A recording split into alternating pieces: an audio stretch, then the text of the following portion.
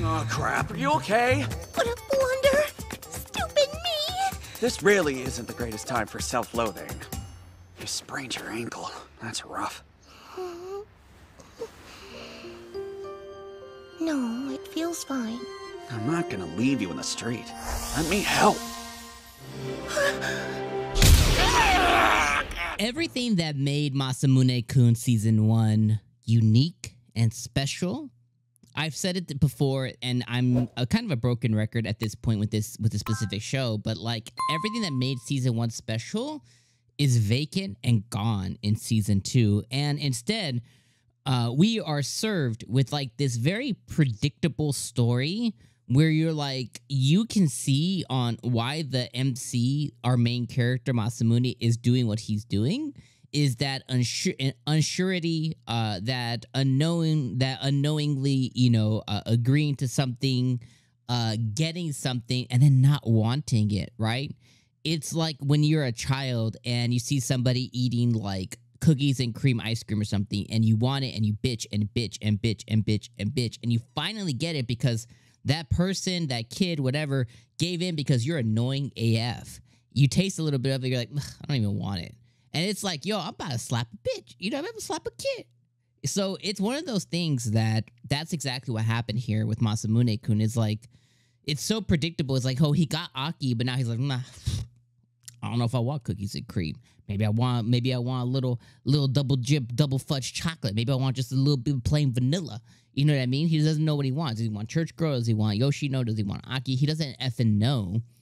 And, you know, part of the way that it's pointing him in that direction is his bodily, like his bodily functions, you know, with him busting out with hives and stuff, which is really just like some kind of stress reaction, like fight or flight kind of thing going on when he interacts with Aki.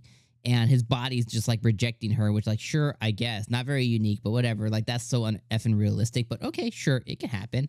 1%, you know, is part of it. And then he goes and he hugs Yoshino's episode. It's like, oh, it's not happening. She must live forever, blah, blah, blah. It's, you know, the way that the show is in its current form is very forced, you know, in a sense. And it sort of feels like when the source material, like the manga or light novel, I think this was a manga, but, you know, when the manga or light novel was being created, you know how it's like when somebody says, like, well, I think I'm done writing this or creating this, and then they try and entice, and then they just throw a lot of money, you know, or maybe you know, and then they just create some garbage, and then they're like, here you go. Or the opposite is like someone's under contract, and they're like, if you don't put this out, we're going to fire you. You're going to be let go. So they just begin writing, you know, they take aspirations and inspirations from everything, you know, everything else in the genre, and they just shove plot, you know?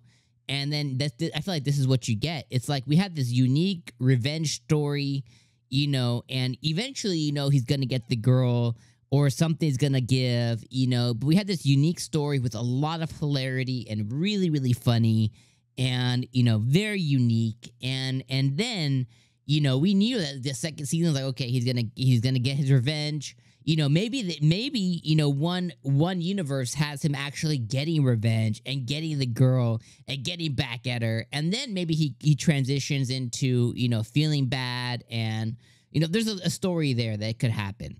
The other world is, you know, it blows up in his face. He tells her the truth. He gets with her anyways. He's happy. You know, another thing is that, you know, like kind of like what we're getting here, but maybe he doesn't start dating Aki. Maybe he just realizes that she's not even worth it, and he goes with Church Girl, or he goes with Yoshino. You know, I just feel like there's so many better ways to have done this, but my main thing that it's missing is that funniness and that comedy. Like, nothing of what I watched is funny. You know, it's taking itself too seriously. As I'm watching it, like, I have zero emotion. And I think that's what bothers me the most, is like, it's not invoking any emotion in me. And if you're a longtime viewer of the channel through my many, many reviews of different anime, and if you're not, my biggest hang up when it comes to anime is it invoking emotion in me? Is the media I'm consuming invoking emotion? Whether that's anger, empathy, sympathy, disgust, you know, funny, you know, comedic, Just, is it invoking some kind of emotion in me? Sadness, whatever it is it invoking emotion in me? And when the answer most times is yes, those are typically the anime that I'm like, yeah, I love this. You know, whether it made me cry or made me belly laugh or cry from laughing or it made me angry for some reason. You know, whatever the thing is like, okay, it's invoking those emotions. But as I'm watching, I'm just stoned. I'm just stone faced. I'm just nothing. And as I'm watching him, you know, interact with Yoshino's episode as she, you know, sprained her ankle, and they, you know, have a couple moments where he tries to carry her, and then he piggybacks her, and then he realized, oh, it was you this whole time. All my happiness is all the times that we were plotting and devising and revenging and all this other stuff. And it's like, yeah, you know, from a simplistic writing standpoint, sure, I get it. Sure, you know. And then you have Yoshino kind of waking up to her own feeling. Sure. From a simplistic standpoint, sure, I get it. I keep saying simplistic because it's like, it's cheap writing. And, man, it's just so disappointing. It's so disappointing. I'm going to keep watching it, yo. You know, I'm going to finish it. You know, I'm going to see where this goes. Hopefully he's real with Aki and just tells her about his revenge story. Because at this point, why the F not? You obviously don't like her. You obviously don't love her. You're obviously, you know, looking and messing around with other girls. Just go tell Aki the truth. What are you going to lose? Nothing? Her? You don't even have her. You don't even want her. You don't even like her. Just go tell her the truth. Get that off your chest. Get that done. You know, let Church Girl off the hook, you know what I mean? Go, you know, kiss up with Yoshino, and, you know, now she can inspire to actually want and do stuff for herself because you're there, and then the season ends, and I write this off forever and never watch it again. Because I think this season is so bad. You know, what really sucks ass is this season so bad is it kind of ruined season 1 for me a little bit. And Masamune Kun's Revenge is one of those anime where I typically do watch every year. Like, as I get bored, I just watch, you know, like I've told you guys before, like there's some anime now that I just watch on a yearly basis, you know, one of which Spirit Chronicles is coming back. That's fairly new, but like I've watched it a couple of times since it's released. But like, you know, Knights and Magic, smartphone anime was one of those. And I don't know if season 2 kind of messed it up a little bit for me too, but smartphone anime was one of those. The 𝐒𝐴 Wiseman's Grandchild, all these like, you know, mild isekai fantasy anime, you know, encompassed these anime that I rewatch pretty frequently. You know, now you have Mushoku Tensei in there and the villainous anime, and there's a lot of different shows in there that I rewatch, and Masamune Kun's was one of them, right? Monthly Girls Nozaki-kun is in there.